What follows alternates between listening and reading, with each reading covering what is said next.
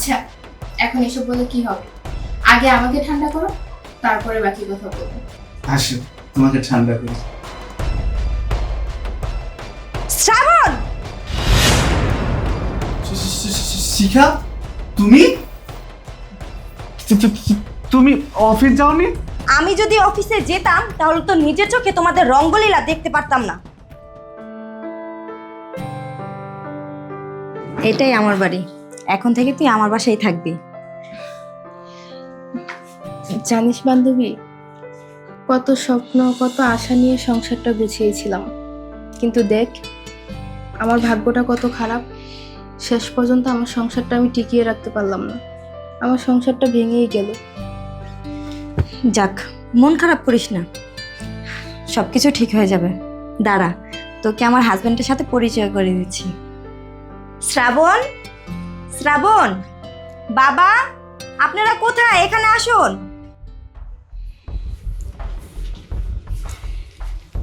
হ্যাঁ বলো। বান্ধবী, ও হচ্ছে আমার হাজবেন্ড শ্রাবণ, উনি হচ্ছে আমার শ্বশুর। আসসালামু আলাইকুম আঙ্কেল। ওয়ালাইকুম আসসালাম। শ্রাবণ, ও হচ্ছে আমার বান্ধবী বৃষ্টি। ও আচ্ছা, তাই নাকি? হ্যাঁ, ও এখন থেকে এই বাসায় থাকবে। ও এ বাসায় থাকবে মানে? বাবা, আপনাদেরকে তো বলা হয়নি, ওর হাজবেন্ডের সাথে ওর ডিভোর্স হয়ে গেছে, আর ঢাকা শহরে ওর থাকার মতো কোনো জায়গাও নেই। এই জন্য ওকে আমার সাথে আমাদের বাড়িতে নিয়ে আসছি। ও আমার ভালো বন্ধু, ওর জন্য তো এতটুকু করাই যায়, তাই না? আচ্ছা মা, তোমার ডিভোর্স কেন হলো?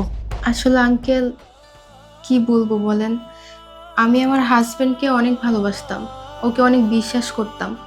আমিও চেয়েছিলাম তার সাথে সারাটা জীবন থাকতে, অনেক সুন্দর করে সংসারটাও গুছিয়ে নিয়েছিলাম। কিন্তু আমার পোড়া কপাল, আমার হাজবেন্ড একদম ভালো ছিল না। সে সব সময় নেশা করত, নেশা করে আমার উপর মারধর করত, আমার উপর নির্যাতন করত, আর অনেক মেয়েদের সাথেও তার সম্পর্ক ছিল। তাই বাধ্য হয়ে আমি ওকে ডিভোর্স দিয়ে দিছি। ও স্যাড, ভেরি স্যাড। আচ্ছা ঠিক আছে শিখা, যেহেতু উনি তোমার বান্ধবী আর উনি একটা বিপদে পড়েছে, তোমার তো ক্লোজ বান্ধবী, কোনো সমস্যা নেই, উনি থাকবে এখানে। শ্রাবণ, আমাদের বেডরুমের পাশে তো আমাদের গেস্ট রুম, ওটা তো গোছানোই আছে। তুমি বৃষ্টিকে নিয়ে যেয়ে রুমটা দেখিয়ে দাও। হ্যাঁ হ্যাঁ, আপনি আসুন আমার সাথে, যা। আসুন।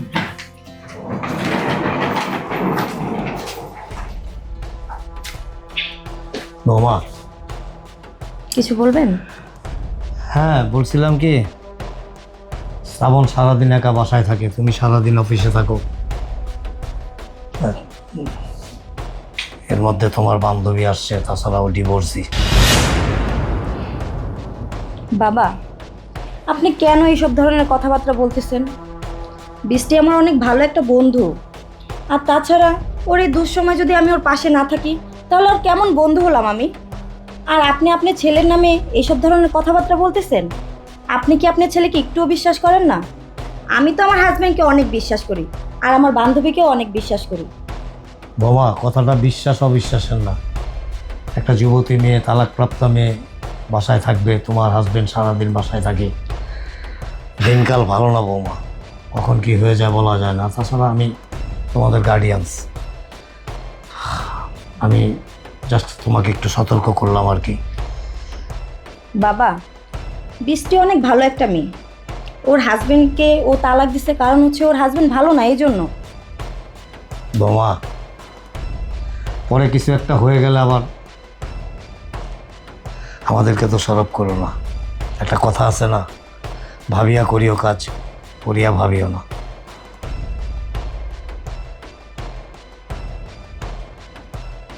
শ্রাবণ, হ্যাঁ বলো। আমি অফিসে যাচ্ছি, আমার বান্ধবীর যখন যেটা লাগে তুমি এনে দিও। আচ্ছা ঠিক আছে, তুমি চিন্তা করো না, তুমি অফিস যাও। বান্ধবী, কোনো লজ্জা করবি না, তোর যখন যেটা লাগে তুই তোর দুলাভাইকে বলবি, ও এনে দিবে। আচ্ছা ঠিক আছে, তুই সাবধানে যাস। আচ্ছা ঠিক আছে, তাহলে তোরা থাক, আমি আসি।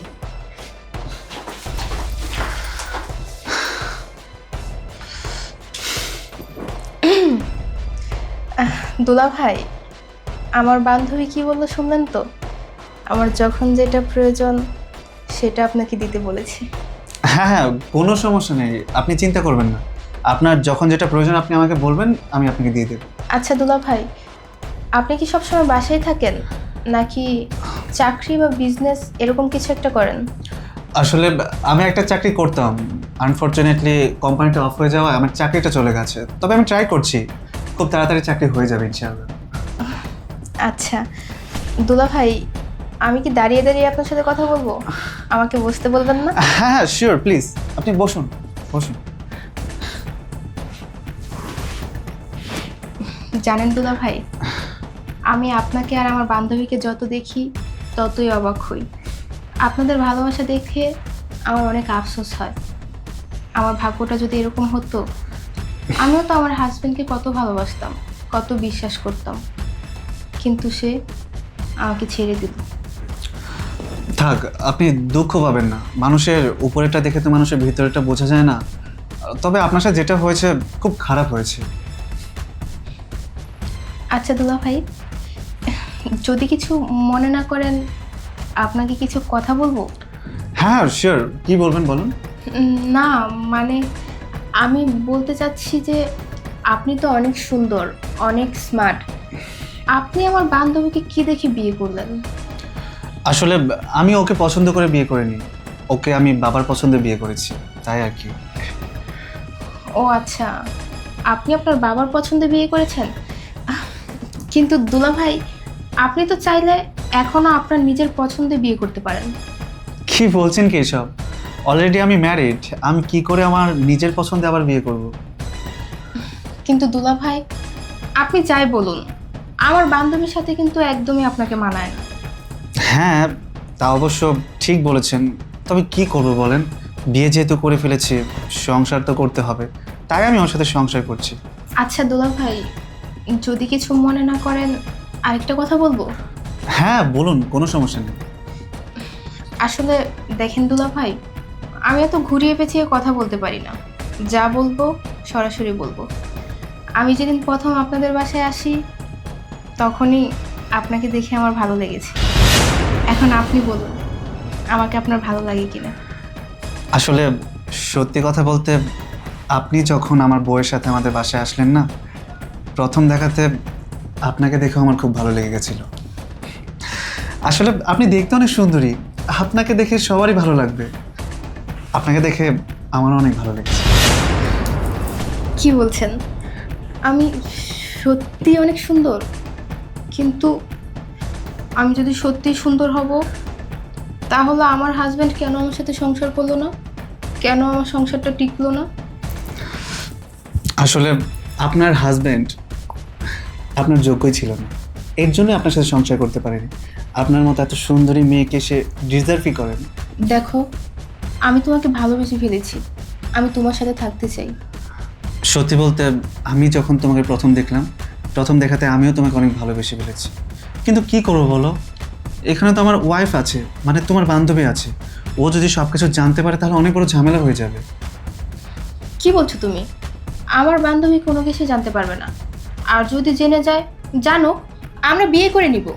একটা ছেলে তো 3-4টা বিয়ে করতেই পারে। দেখো, আমি এত কিছু জানি না, আমার তোমাকে কাছে চাই। চলো।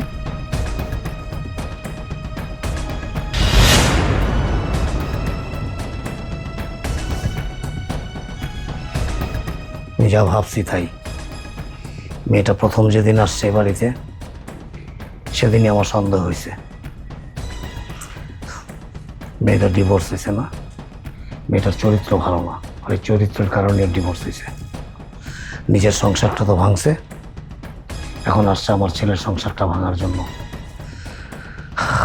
বৌমাকে কত করে বুঝিয়ে বললাম, বৌমা একটু বোঝার চেষ্টা করলো না। এখন আর চুপ থাকা যায় না, বৌমা আসুক অফিস থেকে, বৌমাকে এটা বলতেই হবে।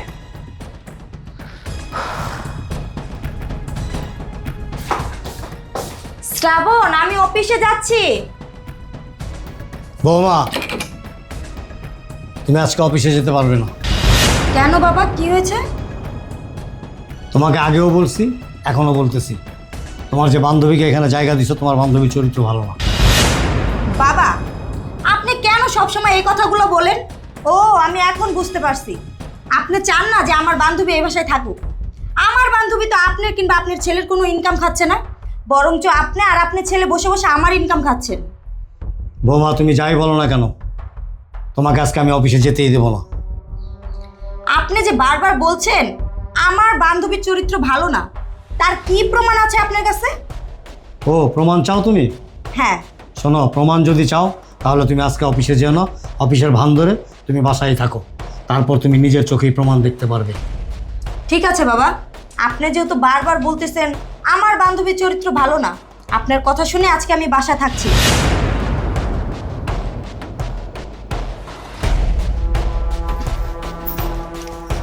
আঙ্কেল, শিখা কোথায়? বৌমা তো অফিসে চলে গেছে। ও, অফিসে চলে গেছে। আচ্ছা আঙ্কেল, শিখা কি শিওর অফিসে চলে গেছে? হ্যাঁ হ্যাঁ, এই তো এইমাত্র গেল, আমি গেট লাগালাম। আচ্ছা।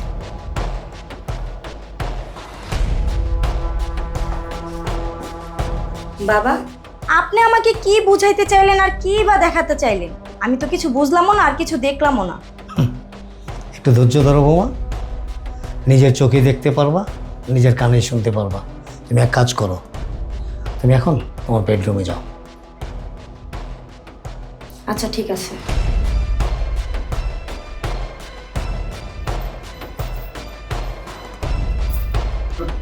হেই, কি করছো?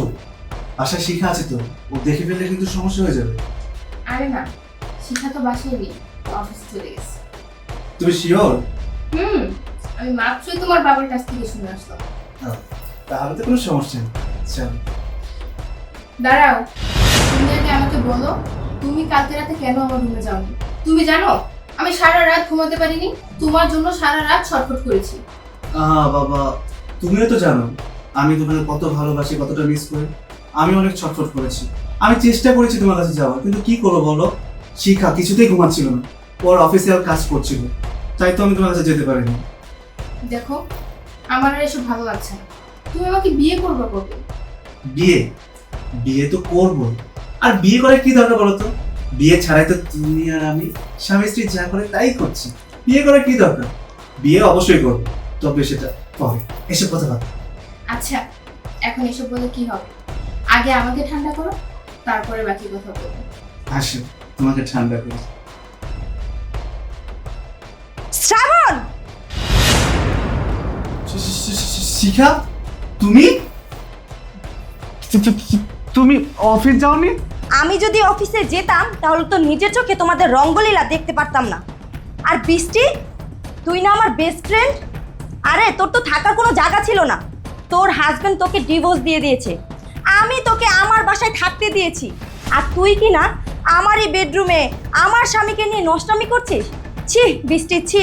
তুই যে আমার বেস্ট ফ্রেন্ড সেটা ভাবতে আমার না অনেক অবাক লাগছে, অনেক কষ্টও লাগছে যে তোকে আমি বিশ্বাস করেছিলাম। আমার শ্বশুর আমাকে কতবার বলার চেষ্টা করেছে যে এই মেয়েটা ভালো না, তার চরিত্র ঠিক নেই, তুমি ওকে বাসায় রেখো না। আমি আমার শ্বশুরের কথা শুনিনি, আমি আমার শ্বশুরকে বলেছি না বাবা, ও ভালো মেয়ে, ওকে আমি অনেক বিশ্বাস করি। সে বিশ্বাস আর মর্যাদা তুই আমাকে এভাবে দিলি? ছি বৃষ্টি, ছি। মানে শিখা, তুই একটু আমার কথাটা শোন। তোর কথা আমি কি শুনবো? কি শুনবো তোর কথা? ও, এখন বলবি তুই আমার হাজবেন্ডকে অনেক ভালোবাসিস, তাকে বিয়ে করতে চাস? শুন বৃষ্টি, তোকে না আমার আর একটু দেখতে ইচ্ছা করছে না, তুই এই মুহূর্তে আমার বাসা থেকে বের হ, তোকে আর আমি দেখতে চাই না। বাবা, বাবা কোথায় আপনি? এদিকে আসুন। আপনার ছেলে আমারই বেডরুমে আমারই বান্ধবীর সাথে? ছি বাবা, ছি। আমি কি বলবো, নিজের চোখে আমি যা দেখেছি সেটা আর আমি আপনাকে বলতে পারছি না। কেন বৌমা, এখন এসব কথা বলছো কেন? আমি তো তোমাকে অনেক আগেই বলেছি, কিন্তু আমার কথা তুমি কোনো পাত্তাই দাও না। আর শ্রাবণ, তোমাকে আমি কি বলবো, তোমাকে আমি অনেক ভালোবেসেছিলাম। তুমি যখন বেকার হয়ে গেলে তখন আমি চাকরি নিলাম, কষ্ট করে উপার্জন করে এই সংসার চালাচ্ছি, তোমার চাহিদাগুলো পূরণ করছি। যখন তুমি যেটা চাও আমি তোমার চাওয়ার আগে এনে দেওয়ার চেষ্টা করছি, আর তুমি কি না আমাকে ঠকিয়ে আমারই বান্ধবীর সাথে। ছি শ্রাবণ, ছি। এটা যে আমার নিজের চোখে দেখতে হবে। তোমাকে আমি ভালোবেসেছি, অনেক বিশ্বাস করেছি, আর তুমি কি না সে বিশ্বাসের মর্যাদা এভাবে দিলে? শিখা, প্লিজ তুমি থামো, তুমি আর আমাকে এভাবে বলো না, আমি আর সহ্য করতে পারছি না। শিখা, আমি অনেক বড় ভুল করে ফেলেছি। আসলে এখন আমার চাকরি নেই তো, বাসায় একা একা থাকি, শয়তানের ধোকায় পড়ে ওর সাথে আমার একটা সম্পর্ক তৈরি হয়ে গেছে। তবে বিশ্বাস করো, আমি তোমাকে ভালোবাসি। তুমি আমাকে ক্ষমা করে দাও প্লিজ। তুমি এসব কি বলছো? তুমি না আমাকে বলছো তুমি আমাকে ভালোবাসো, আমাকে তুমি বিয়ে করবে, আর এখন তুমি এসব বলতেছো? আর তুমি তো বলছো তুমি শিখাকে ভালোবাসো না, ওকে তোমার পছন্দ না। দেখেছেন বাবা, আপনার ছেলে নাকি আমাকে ভালোবাসে না, সে নাকি আমাকে পছন্দ করে না। ঠিক আছে, আমাকে আর ভালোবাসতে হবে না। বাবা, আপনি একটা কাজ করুন, আপনার ছেলেকে ওর সাথে বিয়ে দিয়ে দিন, ওরা সুখে শান্তিতে সংসার করুক। আমি আর আপনার ছেলের সংসার করব না। এই শিখা, তুমি এসব কি বলছো? তুমি আমার সাথে সংসার করবে না মানে? না না না শিখা, তুমি এটা বলতে পারো না। আমি তোমাকে সত্যিই ভালোবাসি। আসলে আমি এই মেয়েটার ধোকায় পড়ে গিয়েছিলাম। এই মেয়েটা আসলেই খারাপ, ওর চরিত্র ভালো না। ওকে যখন তুমি এখানে নিয়ে আসছো, ও আমাকে একদিন এসে বলতেছে ও নাকি আমাকে পছন্দ করে, তোমার নামে উল্টাপাল্টা কথা বলতেছিল। আসলে আমি ওর ধোকায় পড়ে ওর সাথে একটা খারাপ সম্পর্কে আমি জড়িয়ে গিয়েছিলাম। বিশ্বাস করো শিখা, আমি তোমাকে ভালোবাসি, আমি তোমার সাথে সংসার করতে চাই। আমি ওর মতো দুশ্চরিত্রা মেয়ের সাথে কখনোই থাকতে চাই না। আমি ওকে বিয়ে তো করা দূরের কথা, ওর সাথে কোনো সম্পর্কই রাখতে চাই না। তুমি ওকে বের করে দাও। আচ্ছা শ্রাবণ, তুমি যে বললা তুমি ভুল করে ফেলেছিলে, এই সেম ভুলটা যদি আমি করতাম, তুমি কি আমাকে কোনোদিনও মেনে নিতে? কোনোদিনও আমাকে তুমি মেনে নিতে না। আসলে কি, আমরা তো মেয়ে, আমরা ভাবি কি যে আমাদের তো একবারই বিয়ে হবে। আমরা এটাই সারা জীবন ভেবে গেছি যে একটা মেয়ের কি বারবার বিয়ে হয় নাকি। এই জন্য ছেলেরা যতই ভুল করুক না কেন, স্বামীরা যতই অন্যায় করুক না কেন, মেয়েরা সবসময় সেটা মেনে নিয়েছে। আর কি করার, আমি যদি তোমাকে ছেড়ে চলে যাই, তাহলে তো মানুষ আমাকেই বলবে যে হয়তো আমি কোনো অপরাধ করেছি, কোনো অন্যায় করেছি, এই জন্য তুমি আমাকে ডিভোর্স দিয়ে দিয়েছো। এখন আর কি করার, তুমি হাজার অন্যায় করলেও আমার এই সংসারেই পড়ে থাকতে হবে। এই নষ্ট নোংরা মেয়ে, এখনো দাঁড়ায় আছো কেন এখানে? বের হও না কেন? আমি তোমাকে প্রথম যেদিন দেখছিলাম না এবারে 400, সেই দিনই আমার সন্দেহ হয়েছিল। এখনো দাঁড়ায় আছো, বের হও।